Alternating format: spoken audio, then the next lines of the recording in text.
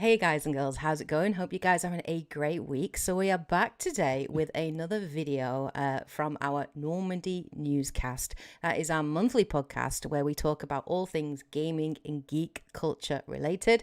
Today is episode 6. We've actually done 6 of these. Well, we will have done after today, which is awesome.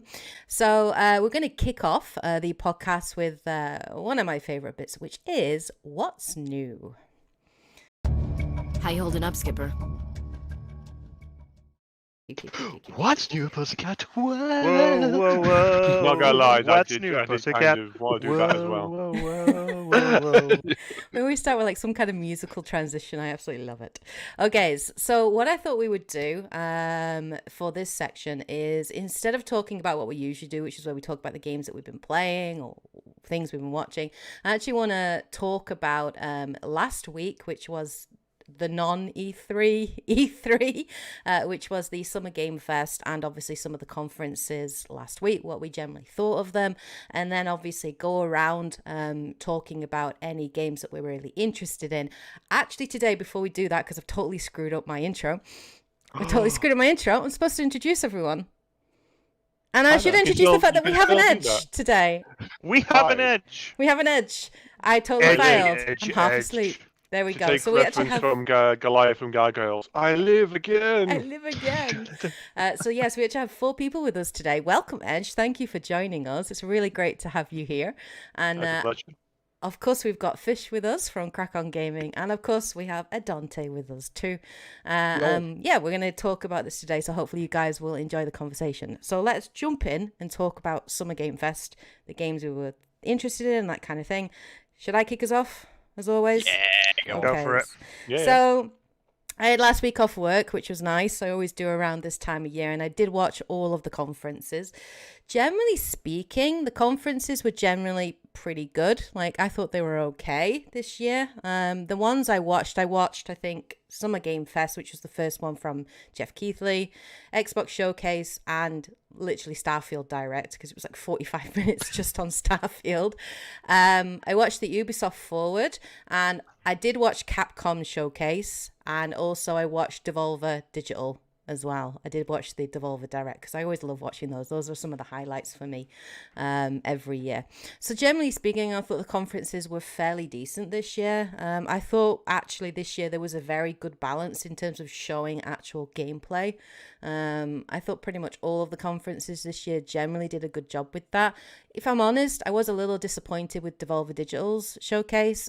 I would have liked to have seen more games because they always bring their A game, and I kind of miss what's the main female actress that does for Devolvers. I forget her name, but I actually really missed her because I love her. She's awesome. She's crazy. But I did kind of like the piss take that they did of obviously AI technology and AI tech taking over for video game development and stuff. So I like it when they talk about that. But generally speaking, I thought they were pretty decent. Capcom's showcase was a complete waste of time. They really didn't need to have one. There wasn't much shown, to be fair. I think it was just because it's their anniversary, is it? So I think that was literally the reason why they bothered. Yeah, I think so. But to be fair, Capcom are on fire at the moment. Like, they're doing so well this year. I mean, with Resident Evil 4, with Street Fighter that's just released. So they're doing pretty well at Capcom anyway. But yeah, like, that's probably the most disappointing out of the showcases. But in terms of the Game Fest, I thought Jeff did a good job.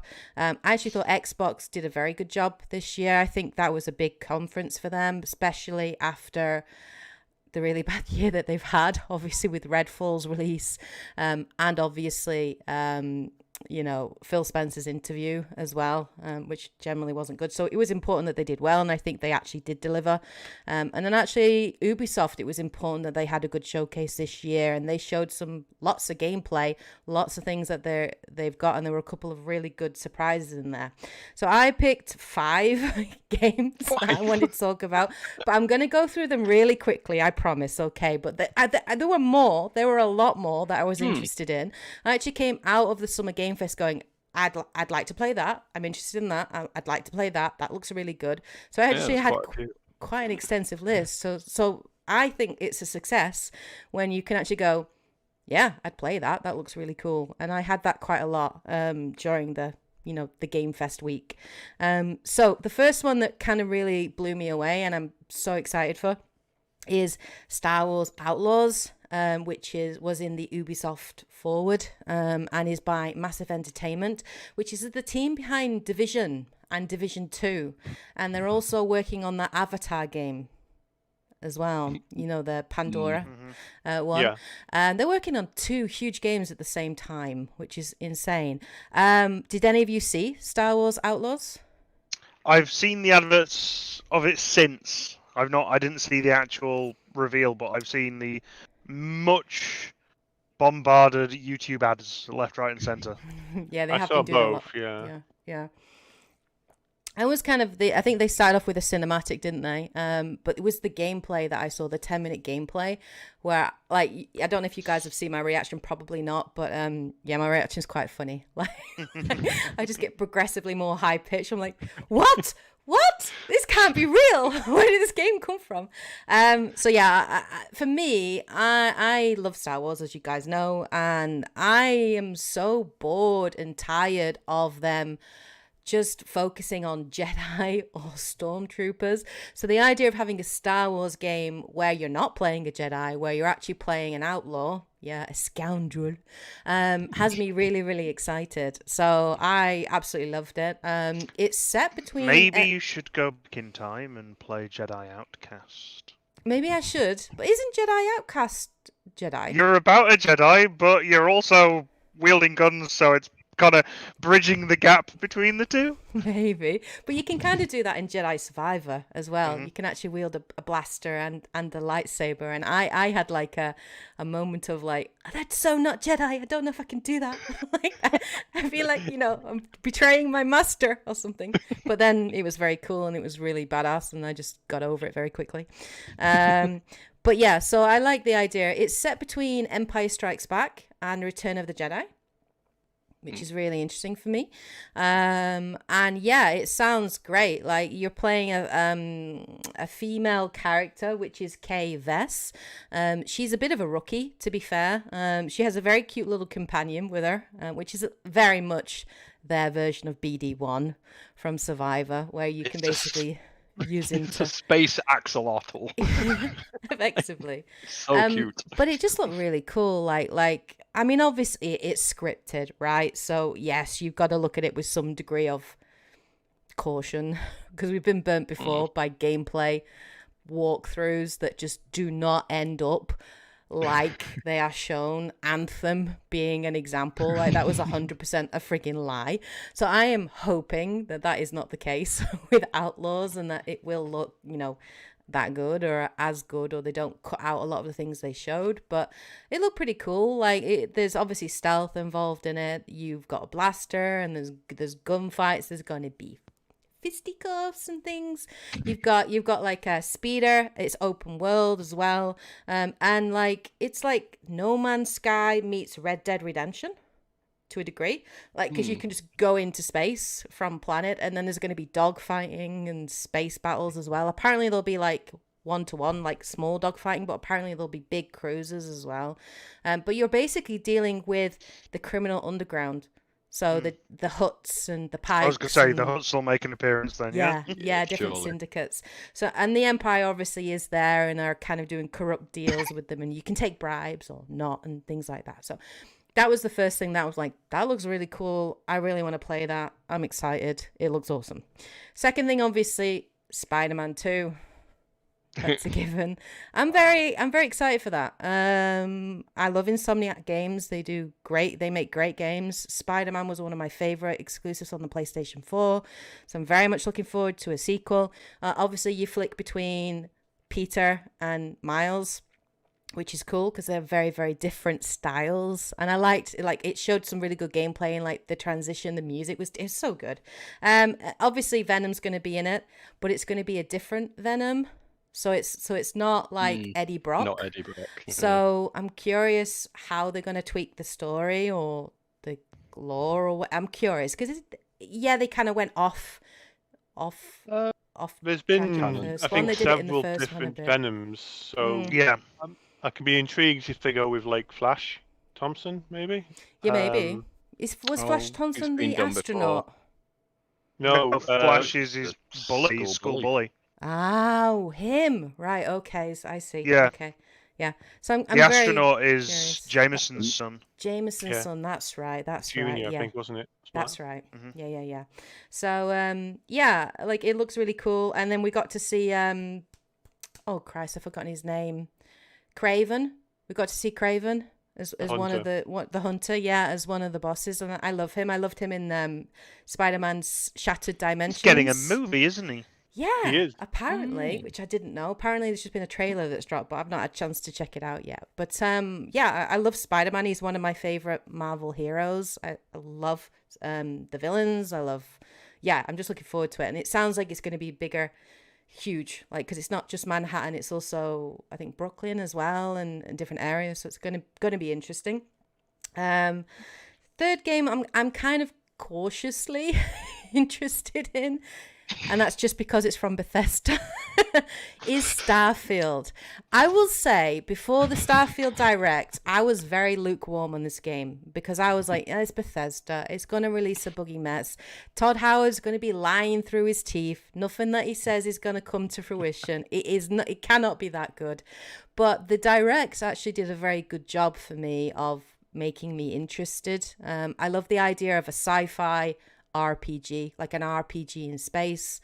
I quite liked the look of the different locations and planets and settlements and factions. I quite like that. I like the idea of being able to create and customize my own ship.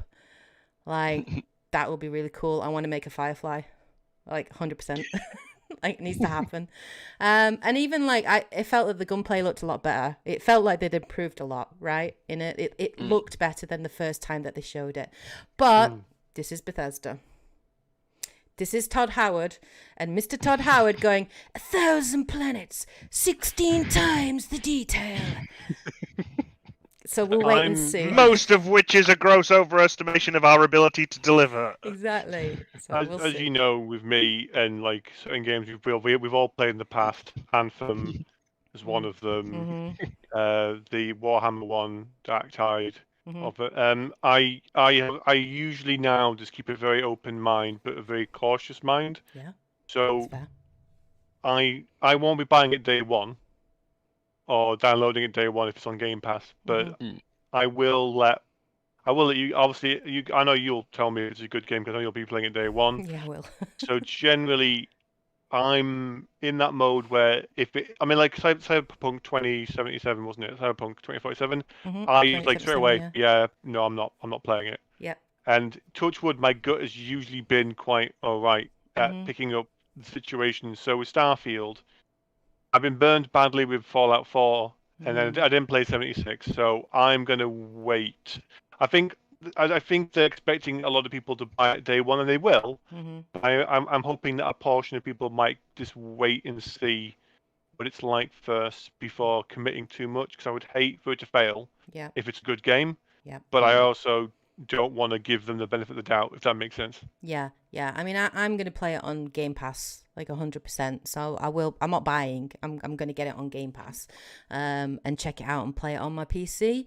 And I will be doing like a review. Like depending on how big the game is, it may well have to be I've played 40 hours and this is what I think kind of thing, because it may well take me like 2 months to finish Was this it multiplayer as well? No, it's a single player, which I that's still actually fine. am okay with, because I think the fact if it is a single player game, that is better, because I think if you are adding in multiplayer, that sometimes can affect the story and the RPG elements of it as well, generally speaking, and can lead to a lot of issues with servers, with bugs, with down servers and things like that. So that adds a whole other can of worms.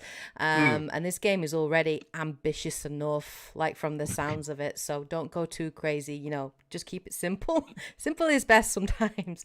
But it is a single player experience. I want to play like a space pirate. But like that's what I want to do. I want to play a space pirate, but I never play evil characters like ever. Like on my first run, maybe I'll play like the the nicest moralist space pirate ever, and I'll only steal from like the corrupt So or Captain whatever. Harloff. Yeah, like I'll be like Robin Hood, but Robin with a Y In and a female space. character or something. I don't know. And now here I am thinking I should just suggest to you SteamWorld Heist, I've heard of that. where you're all pirates effectively. Yes. So I do like the idea of being a space pirate. I think that would be very cool.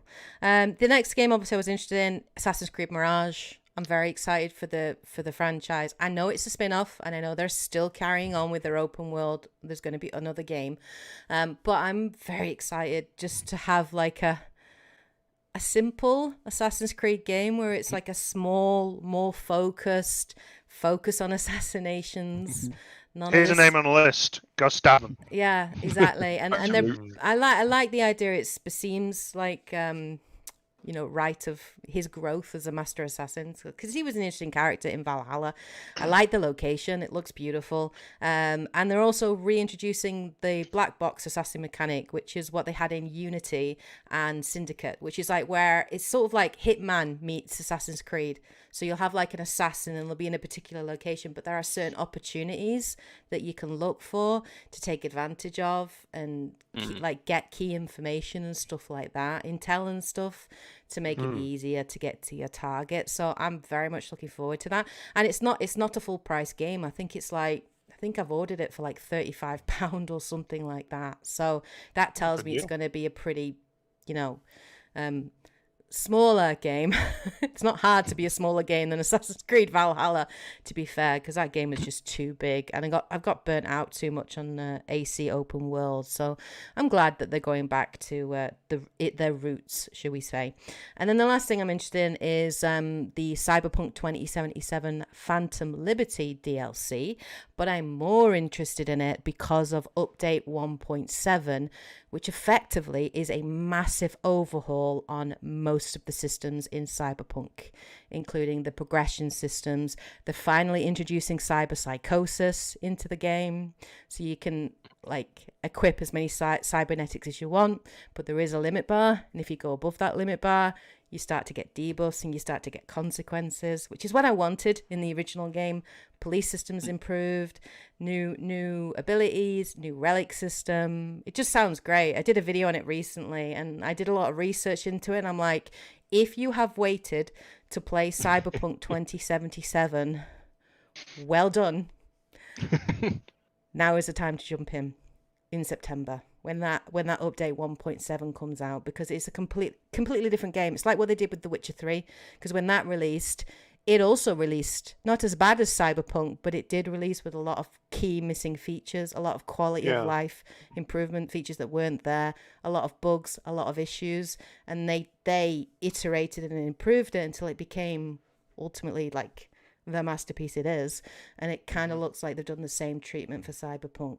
And Idris Elba, and it sounds really cool, and you're like working with spies and you're going to rescue the president of the new United States, and Johnny's going to be in it, and it's good again, and we're going to find out more about his history. I'm good. I'm sold. So I'm going to be getting that in September. I'm playing and you made a video about it. And I made a video about it, and it's done really well, which I'm super chuffed about, which is awesome, because I put a lot of time into it. So those are my 5 that I was really interested in. Who wants to go next and talk about theirs? I'll go next. Fish? Okay. I've also got 5, though I'm going to be far more succinct in the basis Sorry. that there's... Got No, excited. that wasn't a criticism of you. It's just because I will say on the basis that for Summer Games Fest for me, the one takeaway I took from it was purely the crowd did not seem overly jazzed. Agreed. There was a severe lack of enthusiasm. Yeah. I mean, there was a couple of people going, woo, but it was really half-hearted. There didn't seem to be much emotion in that room whatsoever. And I won't say that the stuff I saw was bad, but there was nothing really that absolutely wowed me and excited me. There were several games that caught my attention. First of which is Wayfinder. Purely the style looked gorgeous. It's a multiplayer game. Nice little MMO for co-op play. Slight apprehension in that it's a free-to-play game, so we'll see where that goes and how that's going to go. But just defined as a character-driven online action role-playing game. It caught my attention purely for the visuals alone. It was very nice and colourful.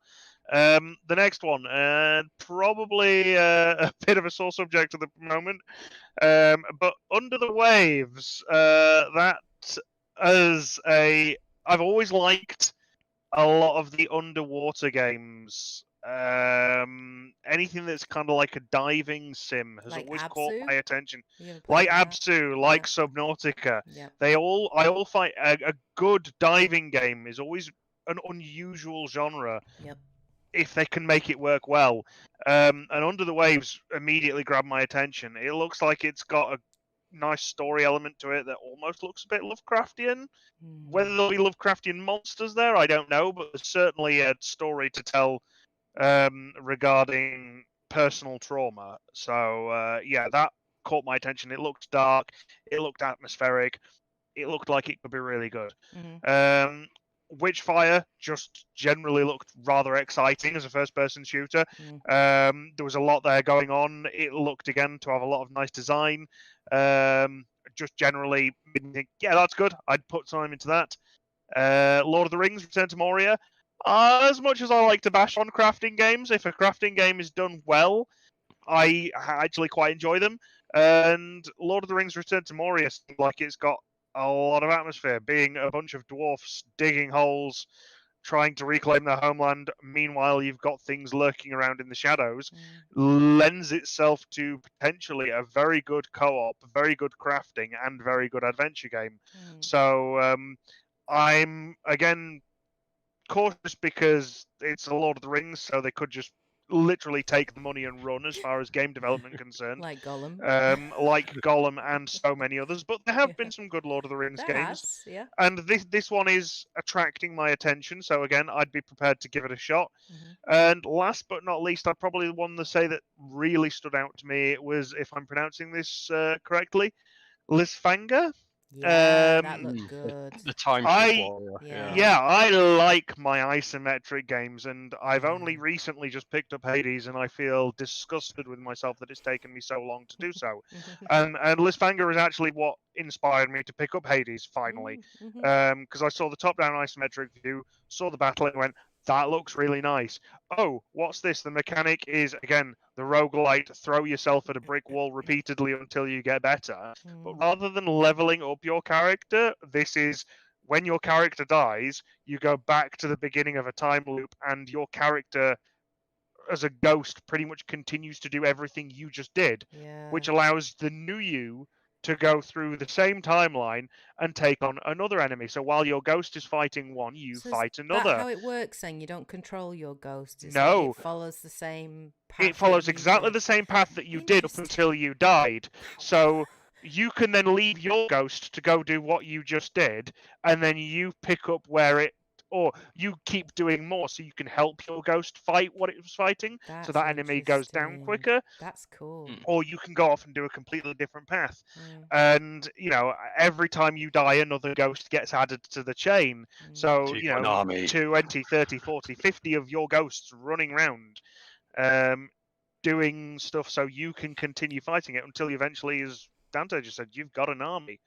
And that intrigues me. I really want to see where that's going to go. So as far as the Summer Games Fest, those were the things that really gripped me. Okay, it's cool. These good choices. Very good choices. Dante, do you want to go next and then finish with Edge? Can do. Just on top of that was also one of my choices because I was very curious. But I did I was trying to do the research. It's like, can you control creating the clone past versions of yourself, or is it just upon death only? And I could never really find a good answer to it, even with watching the trailer again.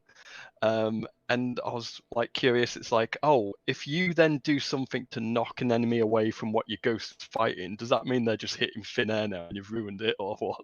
I was just all really curious about the itty bitty mechanics about it, and I was like, but I do like me timey-wimey stuff as well, so that definitely looking forward to that one.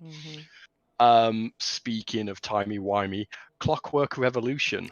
That good. Yeah. That looked interesting. So it looks Yeah. like Bioshock Infinite and Yeah. Industria had a steampunk baby with butterfly effect mechanics. Mm. So you can like change the world depending on what you did when jumping into the past. Mm. And it is, I just like that concept again. It's like, oh no, I helped the wrong dictator and now they're taking over the town or whatever, or they're like increased security because I did that in the past or something like that. And yeah, it looks quite mad. Mm.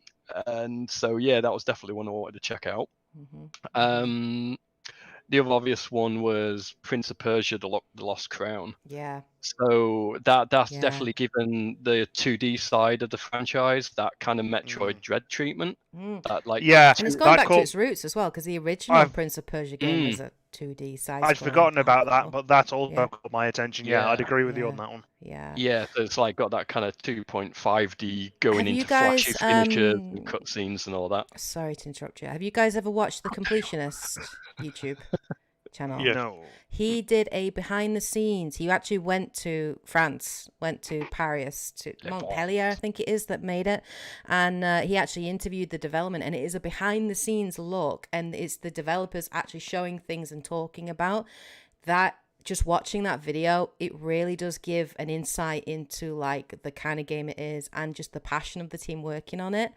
It was really interesting to watch it, so I recommend it. It was looked really like good. it had passion in it, in the same way that when I first picked up the Castlevania 3DS game, was it Shattered Fate? Yeah. I hadn't played a Castlevania in years. I picked that up and I immediately fell in love with it because it looked so passionate. And that was Mercury Steam, who then later went on to do the redo of Samus Returns. Again, all the time I was playing that was thinking, you know, I want to see these people do a Metroid game. They did then Metroid Dread, and so I get the same vibe from this Prince of Persia game. So yeah. Yeah. Sorry, carry on. I've got a few other titles. The blatantly obvious one that everyone got hyped at the end, even though everyone knew it was coming, kind of thing, was Final Fantasy VII Rebirth. So the continuation of the remake game is obviously of high interest. I almost did a squee when I saw like Tifa and Cloud part in Aerith. I did like, do a squee. Yeah. Well, I did. You did. Don't lie. Yeah, because I've been following these characters for like most games and iterations and all this and that. So seeing them so well redone is like, oh. And then Aerith finishing it off. Yeah, awesome. just mint. And then just two other quick ones that I'd like to look at was Sonic Superstars, because that looks like a nice co-op-y version of your classic Sonic fun. Although I don't know how you're all going to stay on the same screen at once. I'm not quite sure how that's going to work. Yes. And then the Akira art from Dragon Ball. Yeah, that Sandland one looked interesting. I think I've seen the manga, but I haven't like read any of it or know any of the lore by you play That little one, yeah. Beezer Bob. Yeah. So yeah, kind of interested in that one. As long as it's not too open worldy and full of Budokai style filler. It's like get to the action. Yeah. Yeah. Okay. Very good choices. Edge, do you want to give us?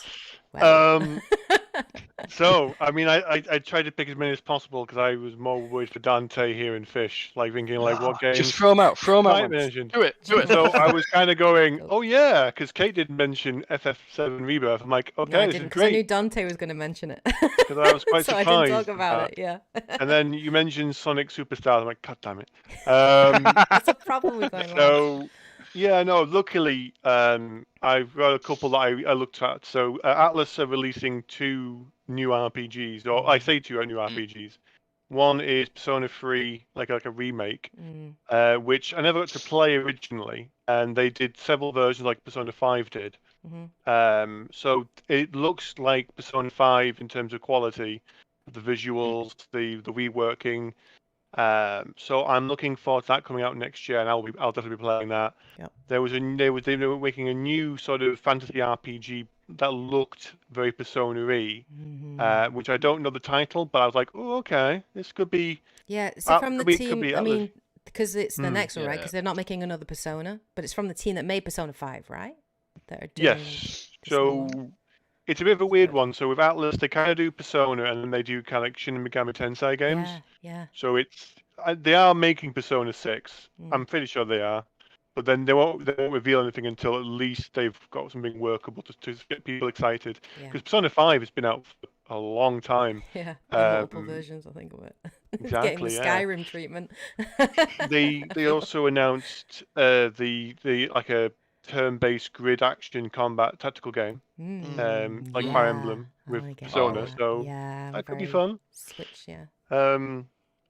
I was going to obviously mention FF Rebirth because that looked really good, and I have several theories. But the problem is anything I mention will be spoilers, so I Yes. can't really. And I haven't played the original. I couldn't say anything. I know, well. like Dante keeps telling me play the original, but I will. My experience playing remake, I feel was so much better because I hadn't played the original. I know that they're going to maybe change the story, and there's big things that are going to happen. And I freaked out at the trailer because I'm like, don't you go killing Tifa now. No, like, you know, and I already know what happens to Aerith. So, I'm pretty sure me and Dante know exactly what's going on. They're like, we can't say anything. So. But yeah, no, we're looking forward to that next year. Then obviously Squirrel the Gun. If anyone didn't see that. Squirrel. I'm sorry. I mean, if no one mentioned that of you three, it's a squirrel holding a gun. And it looks like that Pokemon game with the Pokemon that were holding, like, we're shooting. I think Squirrel with a Gun is just one of those games that I just keep forgetting exists, and every time I see it, I go, "Yeah, that sounds amazing." Very what was it? Untitled Goose Game. Untitled Goose Game, but more extreme. When you see a squirrel doing bullet time and literally with a shotgun taking out a door to jump through with the gun, it's like, I'm sorry, it's like John Wick if John Wick was a squirrel. But like, what was that game with, what was it, Conker? The game. Conker's Bad Fur Day. Yeah, I freaking loved Conker's Bad Fur Day. So, I mean, it's going to be like a short game, but you know what? If it's fun, I would give it a go. Yeah. Obviously, there was Mortal Kombat 1. So that looked interesting. Obviously, there's a lot of fighting games coming out this year, so it would be intriguing to see how that is like, you know, how that competes with the other games coming out this year. And it is a continuation / it's like a multiverse type. The universe has been rebooted, right? Yeah, if you played the last one, there's a lot of story there, which kind of explains why Liu Kang now is like the god of fire. Yeah. So that's going to be crazy. No, there was a lot announced. Dragon's Dogma 2, that looked really good. I enjoyed the first one. It's just, there was like little bits out here and there, like when Dante mentioned Sandlands. I remember reading a little bit of the manga, recognizing the artwork. I thought, okay, this could be kind of fun to play. It was a surprise. I wasn't really impressed with that foam star one for PlayStation using bubbles. Not Splatoon. Square Enix. I was thinking, Splatoon. Yeah. Oh my! Apparently, people that got hands-on with it said they actually enjoyed it, and it was better and more fun than I'm not going to doubt. I'm not going to doubt that it's I'm sure it's a good game, but it couldn't be any more attempting to latch on to that Splatoon player base. 100%. I've seen a video where it shows all the supers going off at the same time to the comparisons. It's like, yeah, you've stolen pretty much everything. Yeah, I was watching it going, that's a Splatoon super, that's a Splatoon super, that's a Splatoon super. Yeah, the only thing I'll say is that I enjoyed Capcom's a little bit. I was a bit sad they didn't announce a new Monster Hunter, but they did bring in like Dragon's Dogma was interesting for that one. Yeah, but other than that, everything that you guys have mentioned, I'm looking forward to as well. It's hard because there's so many games coming out, and it's just trying to latch on and kind of make it kind of mental thing of remembering. I want to play. Yeah. There's one that nobody's mentioned yet, and I've just remembered. Fable. I saw the Fable trailer. I am looking Yeah. forward to the return of Yeah, Kickin' Chicker. I haven't- Kickin' Chicker? Chicken Kicker. Chicken Kicker. I haven't played any of the Fable games, but The- I hear they are fantastic, and The obviously they're first very one, British very humor, much. right? Yeah, the So- first one is very good. Right. Okay. 2 was They- alright. 3 I didn't get around to playing in the end. They hit and miss in some bits. They are the original Fallout 76 in terms of Peter Molyneux promising you could watch a tree and it grow up, and it was kind of offering all these promises. They are good games. Yeah. To play them, definitely. And they have this great mechanic where it's good and evil. The more good you do, you'll change your look. The more bad you do, the more kind of evil you look. So there was, in that kind of thing, the first 2 games really, really fun. Third one, I think, was hit and miss apparently. But I mean, I played most of them, but yeah, they're all right. Yeah, it's more than just your appearance as well. The NPCs will treat you differently based on Oh, your yes. reputation. So Love or fear you. if you do lots of good things, you'll walk through a village and everybody's like, "Hey, it's you!" You do lots of bad things, and NPCs will start to cower as you walk by. Wow. So even the first one did that. They do keep your reputation throughout the game. That's It's quite cool. nice. That's kind of cool. Okay. So I'm looking forward to seeing where that goes. Yeah, I'm interested in it, but again, it was a cinematic, so I'm like, okay, I've heard good things about Fable. I can't wait to see more, but I still feel that game probably is quite a few years away. I think from the looks of the trailer, it looks like they are taking Fable back to its core concept, a bit more bare bones, and being less about, hey, here's a huge story where you're king and you're going to have to manage the kingdom like it became in the later ones. This does look like it's just going to be, no, you're just an adventurer. There's a world to go. Go explore it. Okay, You I'm know, all for that. That build sounds a fun. character, be a character in that world. Cool. Yeah. Okay, so yeah, I'm definitely one I'm interested in for sure. That's a very long list of games between the 4 of us. That's exactly what I was saying. Like, there's a lot. There was a lot that was shown last week that obviously we've all found interesting, and even some I didn't talk about because I knew that you guys were going to talk about it. But I was like, yes, I'm interested in that. Yes, I'm interested in that. So yeah, my list is And we've had a ridiculously- Nintendo Direct since, and now I know, and now interested we've in got that. like the new Mario RPG and the new Mario game and all But sorts I of would, things. I would, coming. I would stay with the Nintendo one as well. That was there was nothing. Maybe it's just going to be one of these years where there's nothing bad, but there's nothing. Oh my god, I can't wait for it. Because the Nintendo one was like that. There was some stuff like, yeah, Pikmin's nice, but we know about it. I mean, there's the new Mario game where Mario has a persona that's an elephant now, and the internet has absolutely leached onto that straight away. Of course. There was the new WarioWare game, which looks like it's going to be a bit more back to form, like it was Smooth Moves on the Wii. So that should be hilarious, and I'm sure we'll have to do a live video stream of all of us playing that, because that would be ridiculous. I'll be mad. Yeah. Alcohol may be involved in that, and I can promise nothing. But then there was I think a lot of the Nintendo stuff was, although it's cool, it's all ports and remakes. There's very little in the way of new stuff, and I'm just seeing that being the trend in a lot of the industry these days. Not that it's a bad thing. There's a lot of these games that absolutely 100%. And some of the remakes have been absolutely incredible. Yeah, You're looking there's at a lot like of Dead things- Space remake and the Resident Evil 4 remake. Some have had great treatment. Some And Mario okay RPG treatment. totally is well deserving of a remake. Yeah. Yeah, I missed that first time around, so I'm actually looking forward to that one. But yeah, so I think it's going to be a nice year. Maybe not absolutely earth-shattering. Hey, great! Oh, look, everything, but certainly Yeah, I think there's nice pleasantries to look forward to. Yeah, I guess it depends on what you're looking for, like with games and what you're interested in. So good, nice long list of games. So let's segue nicely into the second part of our podcast. Straight into the main feature. Spit it out, or are you trying to build suspense? This is the main feature. This is the main feature. Hope you tuned in for the main feature. I'm Okay. terrified. Yes, I would be too. I would be too. So we're in today's main feature. Basically, it's June, so we're going to do a mid-year review. We're going to reflect back on 2023, what we thought of the year, and also some of the highlights of the year for us in terms of what games we played, what games we enjoyed, any games that might have been a disappointment or anything like that. What we'll do is we'll go around in the opposite order. Okay, so Edge can start us off by talking about the games that he enjoyed this year, and I will go last. Edge, do you want to kick us off? How was 2023 for you? So this year compared to last year, crazy year for gaming. Yep. So I mean, the start of the year we had Fire Emblem Engage, which I'm playing through still at the moment. Just doing different run-throughs, just doing different character setups, doing the new Xenologue that they released recently. Played Wild Hearts, which is EA's kind of attempt, I guess, at Monster Hunter. So me and Strife, we were playing that together.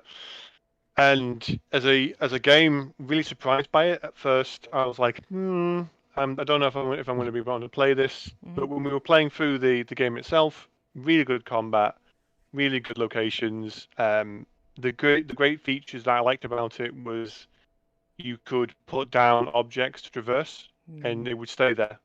And so, but the best bit about it was, if you joined someone else's game, theirs would be different. So, say for example, you and I had a copy of the game each, and I joined on yours.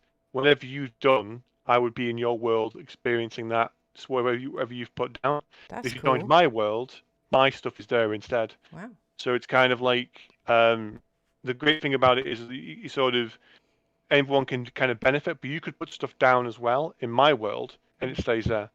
So if you were like, do you know what, I'd want to make a shortcut here because Edge is just terrible at making bridges. Oh, thanks for making a bridge, Kate. Yeah, no worries, you suck, Edge. I'm like, okay, it's fine. But there's some really good mechanics there. My only kind of letdown, if there's a letdown with it, is that though there's loads of extra content coming out at the moment, like Monster Hunter does, I haven't gone back to play it. And it feels like end game there's no end game. So once you completed the story and you completed the game, however good fun that is, for me personally, that was it. And I've had no reason to kind of go back to it. Now, if everyone else who watches this podcast goes like, oh, well, I still have reasons. No, great. Seriously. More power to you if you can still enjoy that. But there was no incentive for me personally to keep playing it and to get stronger because there was no kind of drive or things to collect for that. Right. There was great home hub, and there was loads of little cosmetic things you could do there here and there, but not enough to kind of keep me staying for longer than probably should have.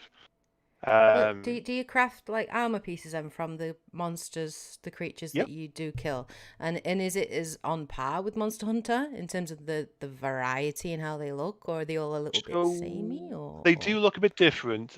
They kind of there's less monsters, but this is because it's a new game, so it's a bit unfair to kind of compare it to. Yeah, fair. Because there's way more monsters to pick from, but you've got 3 armor sets in theory for each monster.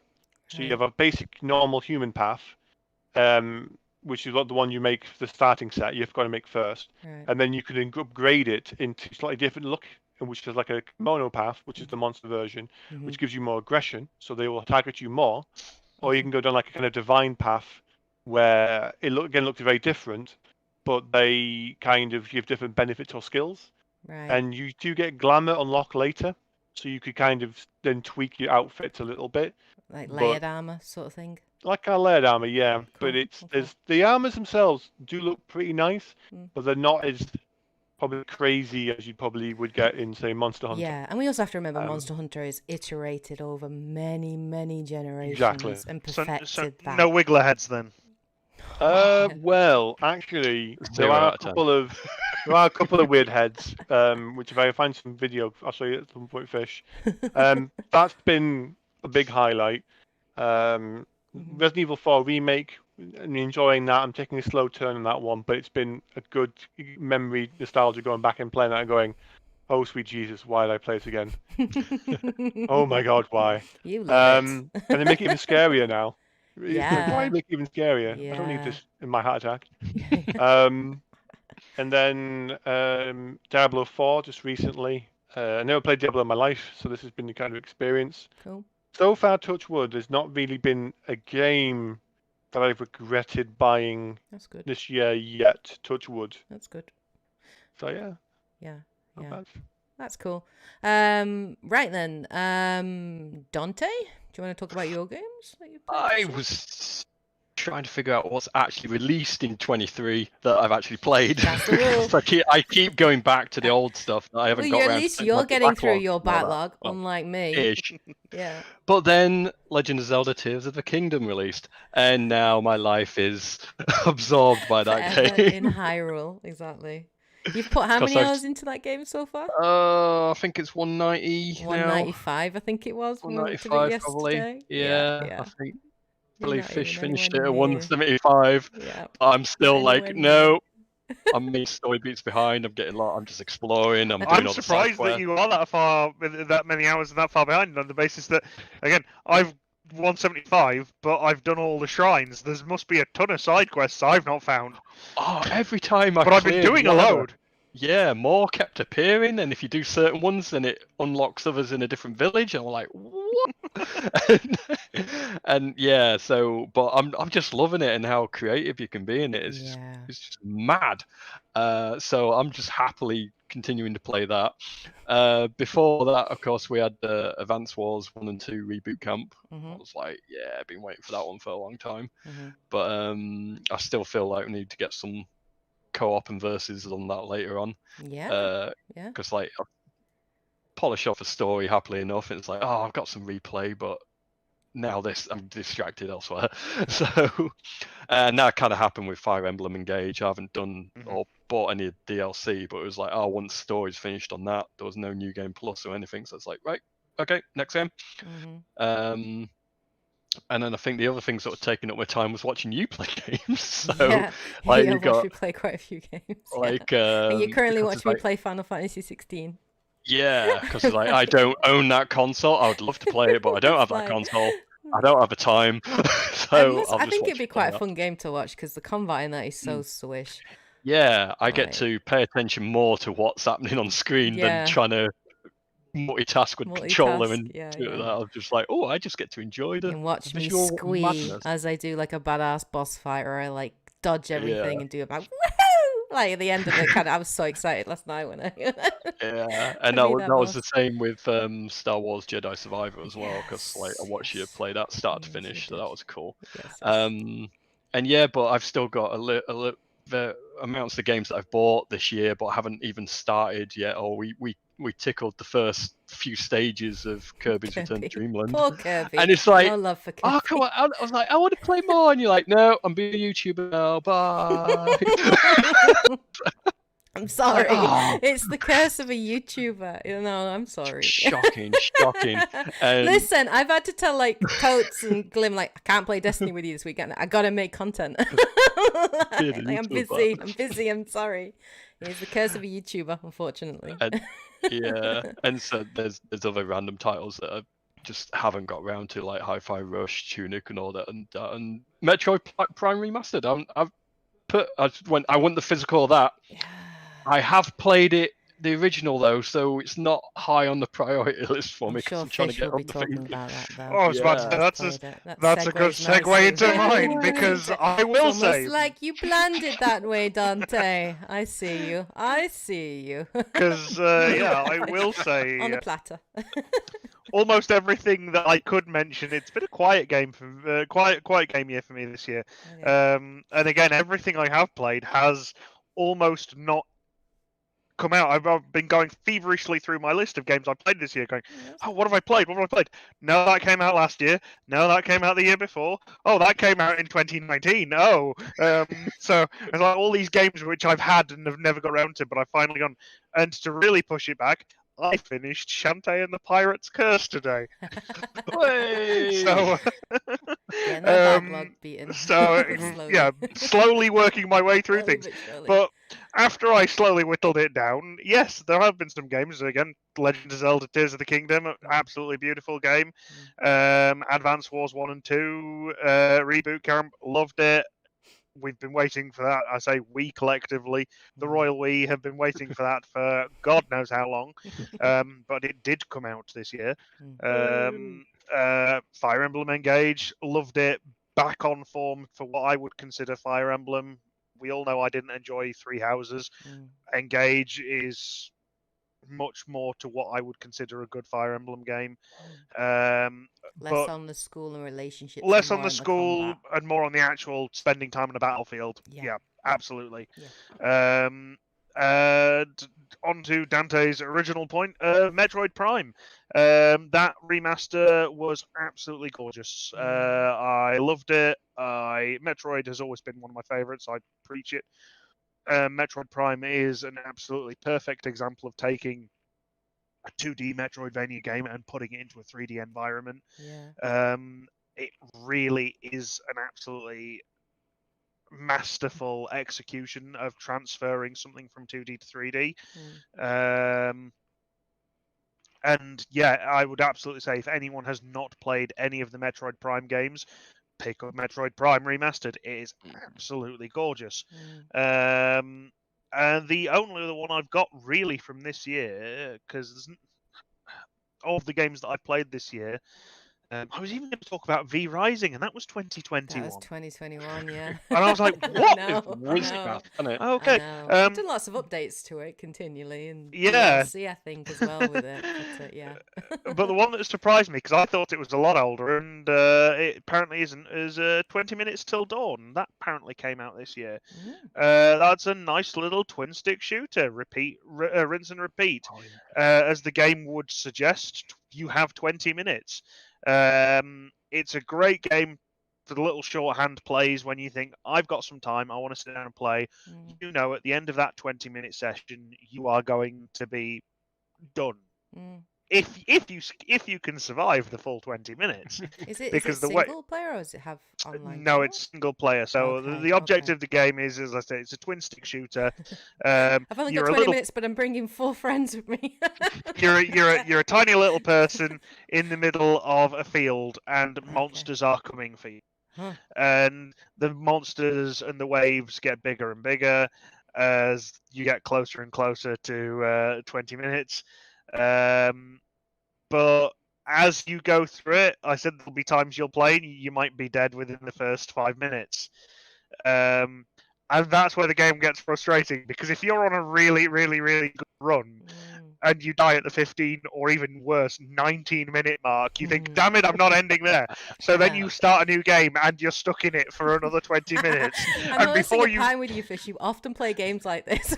It's like, I'm only supposed to be playing it for a short period of time, but unfortunately it sucks me in and I keep playing and playing and playing. And it's like, no, it's 3 a.m. in the morning. But 20 Minutes Till Dawn was absolutely a really nice little game. And again, if you like your put down, pick up, roguelite levels of games, absolutely recommend it. Very cool, very cool. Not to be confused with that Vampire Survivor game. No, which is now coming to Switch.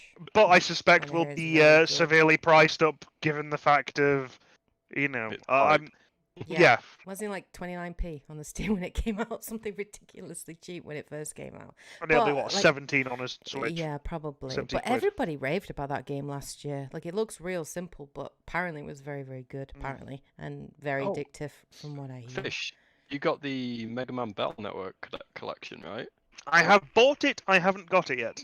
I bought it because, unfortunately, the Mega Man Battle Network collection is coming out physically, but only in America and Asia. It's not coming out in Europe. We always get screwed over, don't we? Thankfully, the Asian version does have the English text on it as well. So only my box art will be unreadable.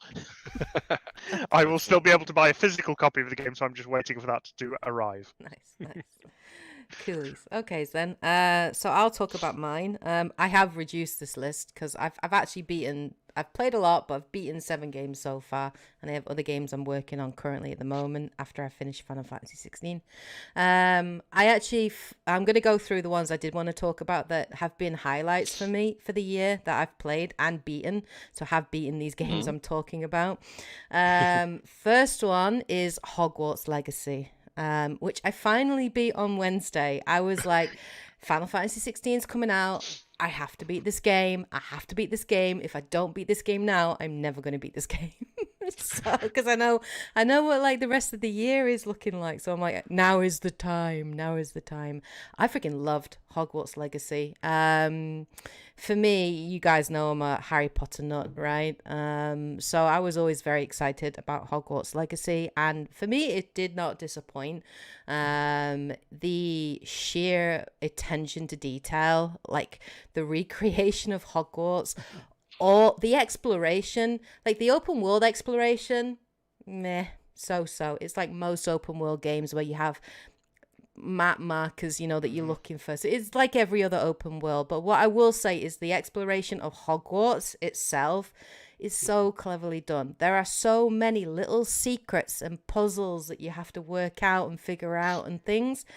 So the exploration of Hogwarts was just a lot of fun for me. I think when I first played it, I was like, I didn't even crack on with the story. I was like just running around like Hogwarts and talking to different students and kicking off side missions and then doing all these little puzzles and things and finding all these little hidden nooks and crannies and hidden walls within walls and secret passages and all these things. So it was really cool. And it was just really cool to be able to walk through the halls of Hogwarts and see everything, and it was awesome. Story I actually really enjoyed. I did actually really enjoy the story. I haven't 100%ed the game, but I have done all of the main campaign.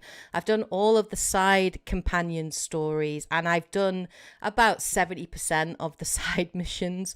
But I got to it, and I'm like, that's enough for me.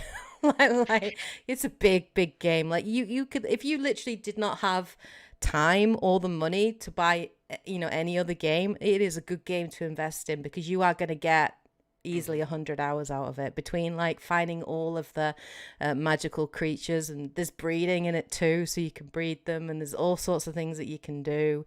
So I really enjoyed it. I loved the fantasy of being a student at Hogwarts and going to classes, and then the Goblin Rebellion was an interesting dynamic to it, and you're of course you're special, you like Harry Potter, you're the chosen one, this kind of like you've got like ancient magic abilities that nobody else has, and that makes you special.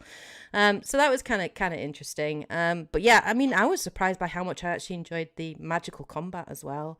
Like, I was surprised by how much depth there was to the combat, in terms of being able to string together different spells, and you can you have like quick select spells that you attach, but you can switch between pages on them, and then like enemies will have like color bubbles around them, so you have to use a particular spell to kind of disarm them, and you can do some really badass things. I could be like, Expelliarmus, get rid of that one, I'm gonna levitate you into the air, I'm gonna spin you around, I'm gonna pull you towards me, then I'm gonna blast you and like blow you up and like set you on fire and freeze you, and then combine that with like a lightning potion, and just great. Like, you can play the game in any way that you want, so you can focus on like potions and being a very Hufflepuff, kind of thing. You could be completely stealthy if you wanted to, and use like invisibility charm and sneak your way through and take enemies down, or you can just do what I did and just go in and wreak havoc, which is also very fun. So do what I do and just become magical Batman. Yeah, so you're doing the stealth one then? Magical Batman. I've got a wolf mask on, I've got a wolf cape. And literally I use potions and plants. Basically, all the magical tools that Batman would use if he lived in Hogwarts. Not using spells, I'm literally like, using the power of the wolf. Very interesting. Smoke bomb! Yeah, pretty much. I go invisible and instantly go, and everyone gets petrified. Nice. And we just go in and just go invisible and go, here all now, Batman. Petrificus Totalis, yes.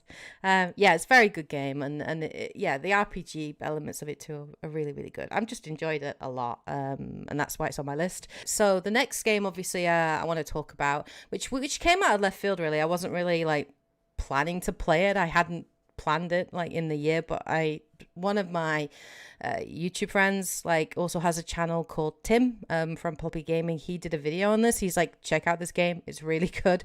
So I was like, okay, that sounds fun. Which is Star Trek, faux pas. Star Trek. Bum, bum, bum, bum, bum, I'm bum. going to get crucified by Star Trek fans. Star Trek Resurgence, which I friggin' loved. I enjoyed every moment of playing that game. Basically, it's like it plays like a Telltale game. Yeah. The studio that made it, you know, when Telltale kind of collapsed, yeah, and a lot of some of the developers from Telltale made this new indie studio, and that's where this game's come from. So it's a completely unique story, but there are some cameos in it. I think Spock is in it, and Riker's in it. It's actually set after Star Trek Nemesis, which was the last Next Generation movie. So canonically, it is actually canon, and I think it's set about 10 years after that. But you basically play on board the USS Resilience or something like that, but you play two characters. One of them is the number one, so you know, that joins the crew, and then the other character that you play is like a bit of a, not even an engineer, he's like a bit of a dog's body, you know, like does all of the repairs for the ship and everything. So you play these two very different characters, but the story flicks between them, but the actions that you take as one character impacts upon the events and what's happening with the other character, and it's really cool. The story is so good. Like, the story is what sold me on this, and I haven't enjoyed a story as much like this from start to finish. I thought I would get bored with the Telltale, because it's very much Telltale gameplay, right? So it's like you'll have certain cutscene button prompts that you have to press in certain cutscenes. You'll have certain actions that you have to do. They're very simple gameplay, but actually I think that does a lot for it, because it is such simple gameplay. You're not sort of spending all your time trying to figure out what to do. You can focus on the story and the events and things and that kind of thing. But you do some really cool things even with the gameplay. Like, there is actually like phaser fights. You get to like control a transporter. You get to like fly around like a shuttle. There's all sorts of things that you can do as part of the story. It's very well written. It's very well paced, and I loved it. It's quite a small game. It's not a fully priced game. I think it's like £20, something like that, and you can play it through in about 10 hours, but you make certain decisions. So it is a very much a choice and consequence kind of game. So you will make certain decisions. People can die. That is very real threat. You'll make certain decisions, and obviously you've got relationships with characters on the ship. So some characters will like things that you do, some characters might not like particular decisions, and you can kind of see how those relationships are progressing. So it's got plenty of replay value, you know, to the game as well, because obviously different things can happen as you play through it. I freaking loved it. Honestly, I cannot recommend this game more highly. If you're a big Trekkie like me, you'll love it. If you like your story-based Telltale games, I think you'll enjoy it too. But yeah, I really enjoyed it. It was a highlight for me this year, one that I wasn't expecting, to be fair, and that's nice to get surprised now and again. The other one, obviously, I want to talk about is Star Wars Jedi Survivor, which I beat like last month. I enjoyed it. It was a very good sequel. It did exactly what I was expecting, so kind of bigger. To a degree, mostly better. Like the story was good. I liked how it kind of continued on the story of Cal Kestis. Beginning of the game, the teams kind of split up, and then you kind of reform the team. Things have happened. Shit has happened, shall we say, between. So you're basically finding out what's going on. The combat was really fun. They introduced more sort of saber stances, which really changed up the combat quite a lot. A lot more boss fights and mini boss fights in this. So if you really enjoyed the boss fights and the combat, there's more of that, which is really enjoyable. The maps are a lot bigger, very sort of very Metroidvania, you know, in terms of you gain certain abilities, and that'll allow you to revisit areas and traverse, you know, different areas and unlock areas and things like that.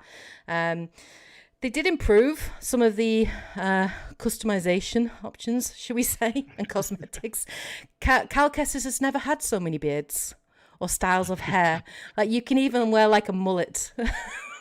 and stuff. Not You good, could make not him good. look like the most redneck of Jedi, and it looks really funny. I've seen some quite horrendous Cal Kestis's, but I really enjoyed it. It was a really, really good sequel, and it's going to be a trilogy, so I'm very intrigued to see where the story's going to go, because it does end on a very interesting note. So I'm very much looking forward to where it's going to go, and I enjoyed it, and I will hopefully be eventually doing a review on it once I get all these other videos done that I've got planned. In terms of disappointments this year, we haven't played enough of Redfall, like, to really make a full analysis on that. Dante and I have played like 2 or 3 hours on Xbox Game Pass. We actually, the first 2 hours, we actually had fun, but that's mostly because I think you and I were just pissing around and just trying different things and comboing off of each other. But we haven't played enough of it, I wouldn't say, to make a full judgment on it. But I know it is one that many people were disappointed in, and certainly it doesn't have that Arcane Austin quality that you would expect from games like Prey that they've brought out before. And I'd say probably the fact that it hasn't kept your attention, you have drifted away Yeah. from it, is something that speaks Signing off. volumes. Very true. It is very generic, a very, very generic sort of looter shooter open world multiplayer kind of game that isn't really any of that, doesn't really know what it is. It's very wishy-washy, shall we say, as games go, very underwhelming. The other game that I was kind of mixed on, I went into this with very low expectations, actually, and in some ways the game surprised me, and in other ways it was 100% what I thought it was going to be, and that was Forspoken. I got a review code for that game at the beginning of the year, and the story was god-awful, the writing was god-awful, the voice acting was god-awful, the main character was god-awful, awful. But if you can get So past... what we can take away from this is that the game was god awful. If you can get past the terrible story and the really boring open world design, You might just be able to make it to the phone to ring the emergency services to come take you away. you might enjoy the combat, because the magic and the parkour was actually fun. Do you remember I said at the beginning of the podcast I have this like spider sense where I'm like, yeah, no, I'm not going to buy that game. Yeah. What I will say, though, is you don't get all of your abilities until the very end of the game, which is fucking stupid. Excuse my French. Like, so even then, the magic could have been better. The parkour You could mean have like been how in better. some RPGs So- they limit your power until you Yeah. complete the game and then you can just Yeah. become godlike, but what's the bloody point? I know. There's no point at all, honestly. For the majority of the game, you're like just pelting rocks, like with your little rock machine gun hand. That's it, pretty much. And trying to Yeah, dodge that's not things. It's cool. not great. So yeah, I'd skip it personally. But if you're interested, go check out my review, because I did a full scripted review for it, which I'm quite pleased with. So yeah, like there's a DLC that's come out for it. Ain't no one gonna buy that.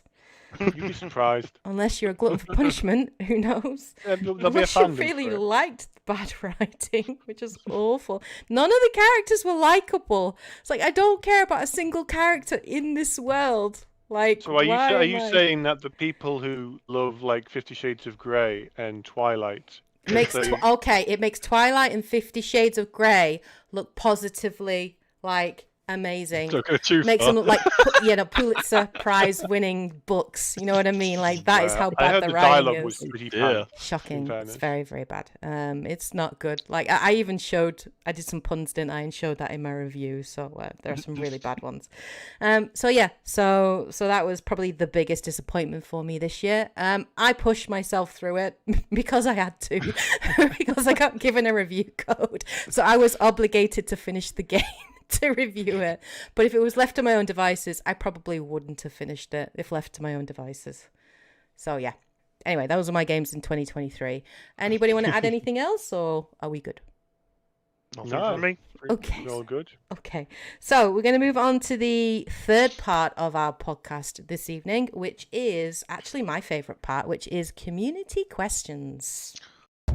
Message coming in. Patching it through. We want to know what you want to know. Which is Yeah, a the lot. answer is yes. I have fan fiction of Dante and Fish. Okay. Okie dokie. What? Let's not encourage those types of YouTuber comments, please. Like Thank you. average, like going, What? What? Suddenly, I am 1,200 more horrified viewers. and yet These at the same time intrigued. These questions are going to really disappoint now. So first question then. I haven't written down the people that asked these questions, so I did fail on that respect. So thank you to whoever you are for asking these questions. Please own up in the comment section below. Your names will be across the bottom of the screen Exactly. if we can find them beforehand. Exactly. So the first question that was asked is, what has been your favorite console growing up and your favorite game? So should we go? Let's go Dante first. Yeah. Yeah, Then before Fish, my then PC Edge. explodes. I'll go last again. Let's go Dante first. Okay, Dante? I think it's going to be the Super Nintendo Entertainment System, the SNES, the NES. Just cost 16-bit era. It was such a jump from 8-bit. Yeah. And it just had so many good games that I just remember having so much fun with. So I'm going to say Secret Mana was probably my top one for that. And once again, that was down to memories playing with my brother, because it was almost like a Link to the Past, but with different mechanics, more story, more stuff going off, and the ability to play up to 3 players. So it was just huge, and it had a bit of Mode 7 thrown in as well for flying around the world map. It was just awesome. So yeah, I think that's definitely my answer. Nice. Okay, then Edge. I'm torn between two, but the one I'm going to go with is the Sega Saturn Oh, and okay. Panzer Dragoon Saga, Nice. because the Sega Saturn had games that you don't see, but it also kind of opened my brain up to other consoles and other options. For like the console war, it was kind of like, these games are amazing. Why are we not seeing more of them? Because the Sega Saturn had Grandia, Burning Rangers, Sonic Jam, which is one, in my opinion, one of the best Sonic collections you'll find for the old classics. But also, Panzer Dragoon Saga was just an amazing RPG that I wish more people would have been able to play. Because I cannot get spout enough of it, how good it was. It's basically an RPG based on a dragon rail shooter. It would be like Star Fox getting a full-on RPG, and just going with that, but having like a proper-on RPG combat system. It's just really, really good growing up. I was torn because I had the Dreamcast as the other option, because there was like Power Stone 2 in there and like Sonic Adventure. But no, for me it's Sega Saturn. Cool. Sega Saturn. Cool. Awesome stuff. Good choice. I love the fact that I think we've all got different consoles, which is really cool. Fish? Nintendo GameCube, for me, it's no secret. I love it. I always have done. It was just the absolute perfect console. What more can you say about it? It's got adapters for days. You can play your Game Boy games on the big TV screen through the Game Boy Game Boy Advance adapter that plugged into the bottom of it. It had the most insane peripherals, such as the GameCube controller, which literally was just cut in half and soldered a keyboard in the middle of it for the 3 people who played Phantasy Star Online. It had online connectivity. It had those tiny little discs that were cool. Just generally, it was for all intents and purposes portable. You literally had a handle on the back of it to pick up and take where you want. Yeah. The controller I still maintain to this day is the most comfortable controller ever made. Each of the buttons on it is distinguishable by touch. You don't need to be able to look down to see what the buttons are, because you can tell, because they're all in different locations. And you've got a large A button, tiny B button. The Y and the X buttons are arches rather than round. The console is just such a nice console. Oddly enough, my favorite game, however, it is on the GameCube, but it's not a GameCube game. And I've gone on about this one on the channel before. For me, my perfect game is still to this day Sonic 3 and Knuckles. And yes, I do class them both as a single game. They were intended to be released, but due to limitations at the time, had to be carved up onto 2 cartridges. That is a game I can just play until the cows come home. I can, no matter what mood I'm in, I can play through Sonic 3 and Knuckles. It's a perfect platformer. It's the peak of the Sonic franchise, in my opinion. Everything about it is great. The gameplay is great. The music is great. The power-ups are great. The length of the game when you combine the two together is great. It's just it's a perfect platformer. Good choice, very good. Mine is actually the Sega Mega Drive, the Genesis. If you're in America, because named it differently.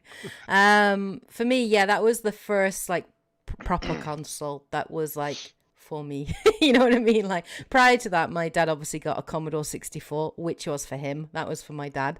With Centipede, and he would let me play with him. But that it took 15 minutes like to load a game, so it was never going to be my favorite. But the Sega Mega Drive was the first game console I got as a child for Christmas. It was a big Christmas present.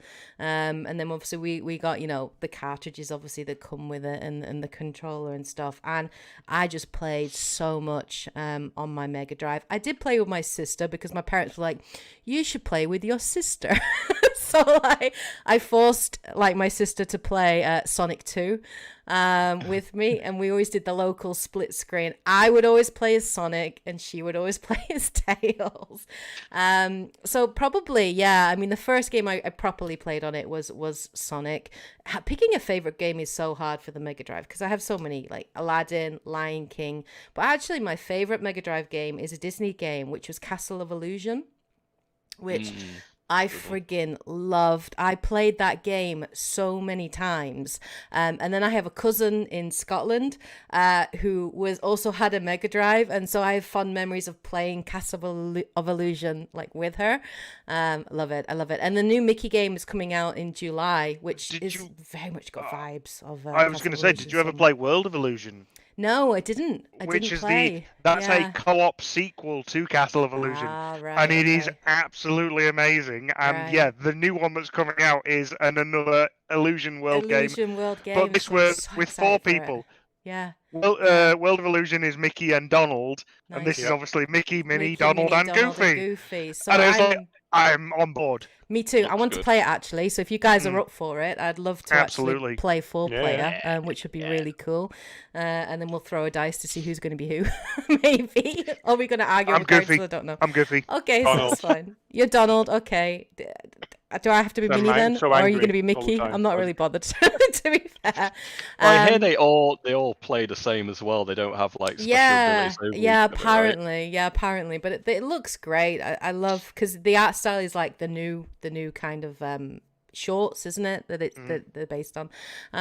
But yeah, so I was like thinking through Mega Drive, like, and obviously seeing that Mickey game reminded me obviously of Castle of Illusion, and it's a shame that the such a good game. Revamp of it was trash. Yeah. Oh yeah, the 3D one that they did. Yeah, they did one, and they like 360 days, and it was a shame because that was garbage. Yeah. Such a shame because the Mega Drive version was just absolutely amazing, and I put so many hours into it. So yeah, that would be my answer to that question, which was a very good question. Thank you very much for that, whoever asked that one.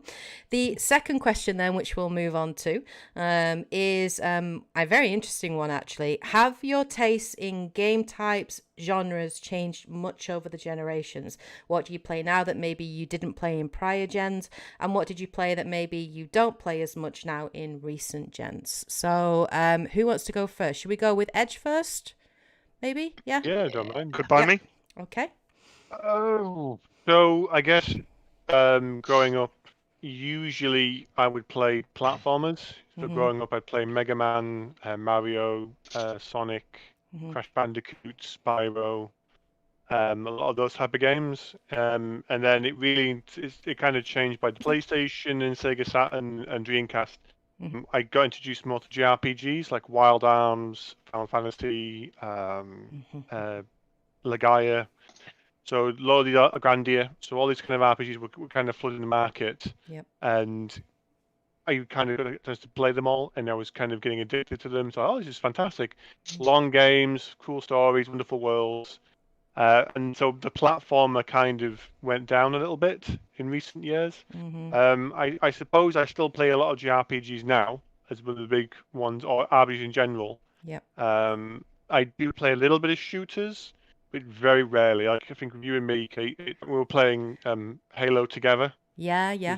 which was fun. Yeah. So And we played I the think I first still Destiny together as well, didn't we? we did, yeah. Yeah. And I played this Destiny 2 as well. So I do play other genres of games, but I think at the moment, yeah, I don't play as many platformers.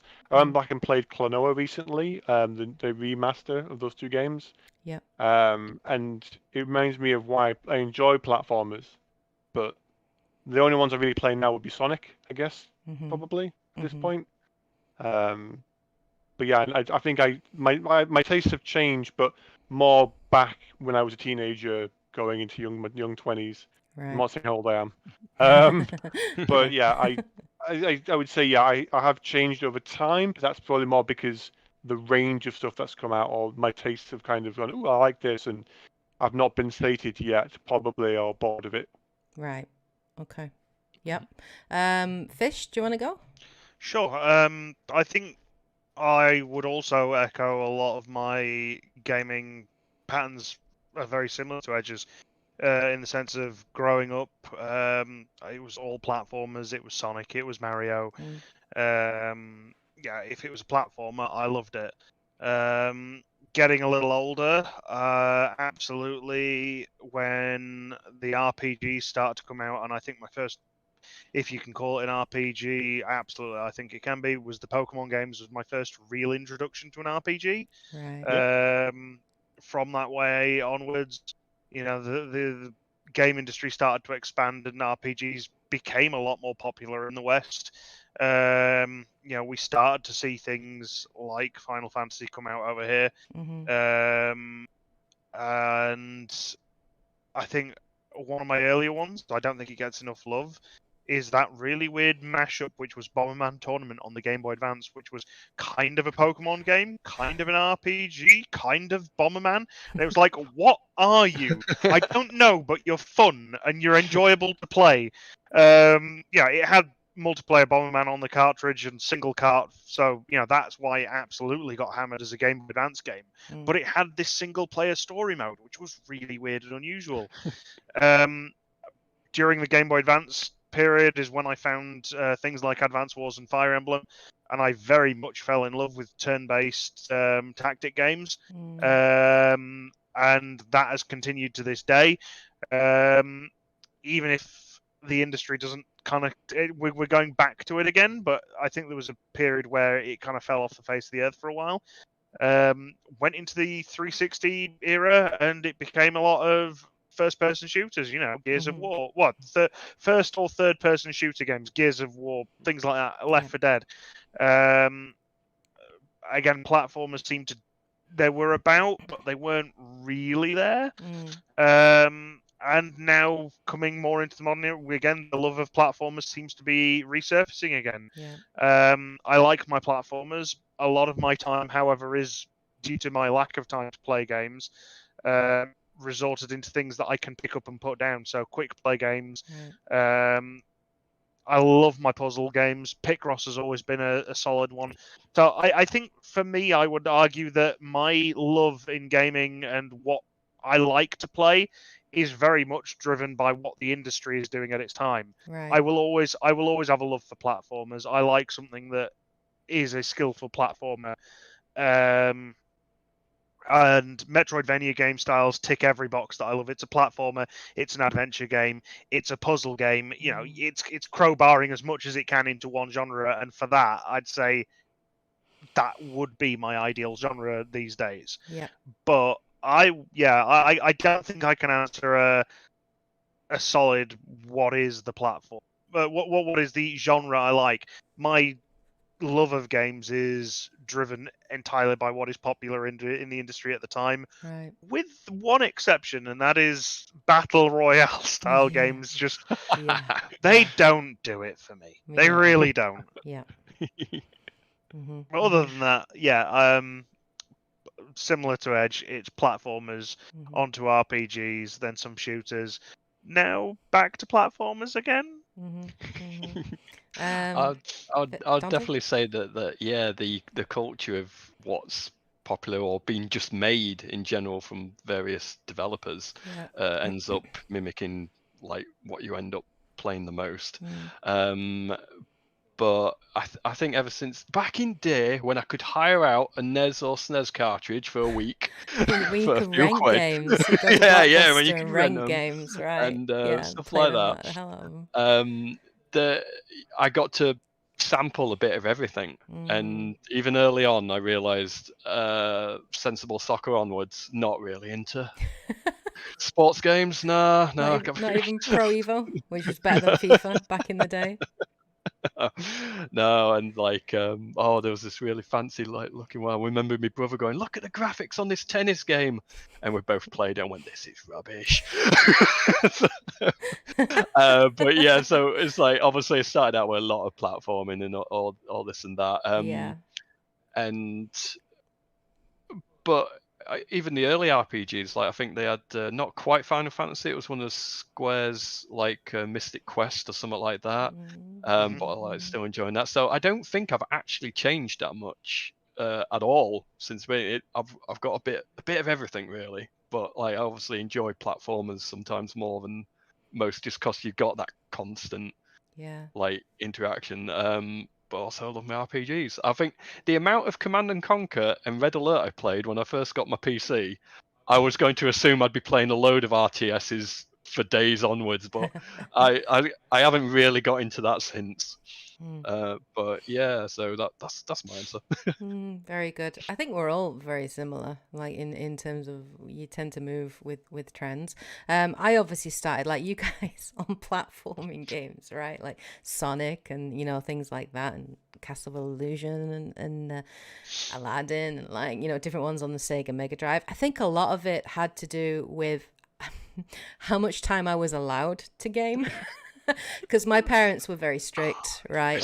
Like they were quite strict. My mum and dad were like, you should play outside and get some fresh air and go and run around with your friends and not spend all the time like in your living room or bedroom playing games. So for me, I very much, when I was growing up, it was very much games I could pick up and play, put down and come back to, right?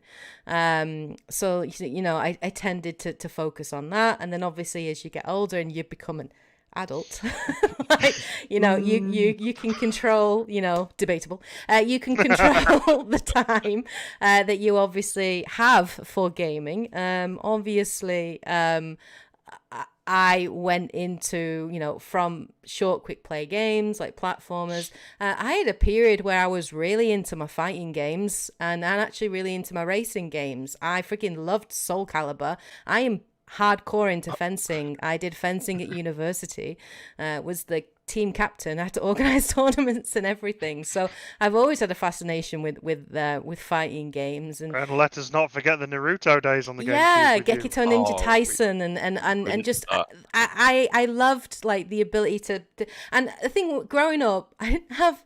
Okay, I'm a girl, right? So, and I'm a gamer. So the only people I really got to game with was my male cousins, right? Who didn't have the same console as me. And they didn't want to play with a girl. I wasn't cool back then, right? Like girls had cooties, right? So like it was really hard to find people to game with, to play with. It was really hard as a girl gamer. Now it's more common. It's a lot more common. I had the opposite problem. Right. I have 3 sisters. All super competitive. Nice. Okay. Well, I would have loved that. Like my sister was not into gaming at all. Like I had to drag her to play Sonic. My sister was like a very girly girl. She played with her Barbie dolls, and I was very much a tomboy and loved my games and was outside climbing trees and running around and stuff. So I guess it was games I could play by myself, which is why I've always kind of been a single player gamer. But then when I went to university and I met like you guys and everything, that was awesome for me to be able to like play local with people. And I remember like us playing fighting games together. I did go through a phase of like Street Fighter, Soul Calibur, Gekito Ninja Tyson, which we played a lot. Like there were some really fun fights and games. I remember like juggling, I think it was Ven, like playing as Okay. Sasuke, and then like juggling Sasuke, knocking him back and doing a Chidori and finishing him. It's just vivid memories of that. So I freaking loved those things. And then in terms of racing games, it was always like your fun racing games. So your Micro Machines, I played a lot of Micro Machines, I think on the Mega Drive. Burnout, I freaking loved Burnout. Like I really loved, I think it was Burnout Takedown was my favorite one. Then obviously Xbox 360, I really got into my first person shooters. So like I played Halo, I played COD, actually played the first COD, which I think was the D-Day landing. Like, you know, until COD obviously became what it is today and I don't really play it anymore. But like, I played a lot of first person shooters, played a lot of third person shooters like Gears of War. Like I say, that was popular then, right? Like there was a lot of really good games like that. But because I didn't have the time to game, like for work reasons and other things, like, you know, kind of used to be very boring and career minded and didn't have much free time. Now I'm fun and I love gaming. But like, so I didn't really play many RPGs, and I think RPGs for me, like older RPGs, are very text heavy, right? Like, so you really need to have that time to like read and focus and everything, and I just didn't have it. Then I moved to Japan and I got an Xbox 360, and then I bought Mass Effect, and that was it. It's like I bit the RPG bug, and then ever since I've been all about RPGs and worlds and characters, and then I really got into JRPGs and started to like, started to go back and I played like Final Fantasy 13. I did play Final Fantasy 10 but never beat it, which is really bad. I need to go and finish that. I was notorious for not finishing games. I still am to a degree, but I'm a lot better since having become a content creator. And then obviously as a content creator now, I play way more varied games than I ever used to, just because I'm more aware of what's out there. I'm more in touch with what's releasing. I'm more in touch with the indie scene as well than I ever used to be. And some of the most interesting games coming out are from the indie community. So I never really I used to be very much a AAA only gamer. But now I think as I'm getting older, I'm getting more kind of knowledgeable, more open-minded. I'm more looking at experiences and new things that are happening. And for me, it's very much like the mood of the week, because I get moments where I'm like, I am burnt out on open worlds. I've played a massive ass RPG which took me 150 hours. I want to play something quick and short and sweet, you know. So very much it depends on my mood, but I wouldn't say I've got I say my favorite genre probably is RPGs, because that's my bread and butter. That's what I love. But I play a bit of everything now, and way more than I did way back in the day. That's just because I've got, I don't know, more money than I had as a kid. I have to go begging mum and dad to buy me one game a year at Christmas, you know. So there's definitely way more choice these days as well. Oh, there's so much choice. Sometimes too much choice, and like there's just, it's gotten crazy now. Like you look ahead to September and October, and I'm just like, dude, guys, calm down. Yeah. It's okay. Bring your game out in 2024. It'll be all right. My backlog is too deep, man. Yeah, it's like, so I think now, because there are so many game releases, you kind of, you have to pick and choose. You know, you kind of like, what do I really want to play? Do I really want to play that, or will I play that later when it's a bit cheaper if I have time? Which is now why you're going back to Hades and you're playing these games that came out years ago and loving them. I still haven't played Resident Evil Village, and it's in my wish list on Steam, and it's come down to like less than a tenner on several occasions, and I keep thinking, but if I buy it, I'm not going to have the time to play it yet, so I'm not even buying it. So there's just so much to choose from. Too much choice sometimes, but so those are great questions. Thank you very much, guys, for those questions. Obviously keep those questions coming in the comments section below. We will eventually run out, guys. I have a very long list, but we will eventually run out, so please do make sure Yeah. Start using the tagline, we want to know what you want to know. We want to know what you want to know. So please post your questions in the comment section below and we will get around to answering those at some point. Obviously, let us know what you guys thought of the discussion today, particularly our main feature. I think generally 2023 has been a pretty good year, I think, for gaming. It's been a pretty solid year, you know what I mean? And there's been lots coming out this year that have been good games. I think we've had a few terrible games like Redfall and Gollum. But generally speaking, the caliber of games this year has been very good compared to previous years. So I think 2023 is very good, and there is a lot coming up. 1 month to go before Pikmin 4. Prepare to not see me for a day. It'll take you like a day to beat it. You just play it solidly for 24 hours. The last one was a solid 24-hour playthrough. Wow. I finished it in 20 hours. Dude. I didn't stop. I challenge you to stream that. But yeah, so like there's tons coming out in 2023. So I'm looking forward to where we're going to be. And then obviously in December, I was thinking maybe we could do another podcast around the Game Awards time where we actually might pick some games that we might win, like best story or best whatever. We'll talk about it later and come up with that. Maybe see if we want to do that. Obviously, thank you so much, guys, for joining me. Thank you, Edge, for appearing as a guest. Hopefully, we can have you on again. Pleasure. Thank you, Fish. Thank you, Dante, as always, for joining. But yeah, I hope you guys enjoyed the video. Hope you enjoyed listening to us ramble for, an hour and a half, however long. Let us know again. Share your thoughts in the comment section below. Don't forget to like the video, as always, guys. It does help with the algorithm, believe me. So do hit the like button. Do subscribe. Perfect. Ring that bell Actions there. icon. Ring that bell, hit that notification bell so you do get notifications on upcoming videos.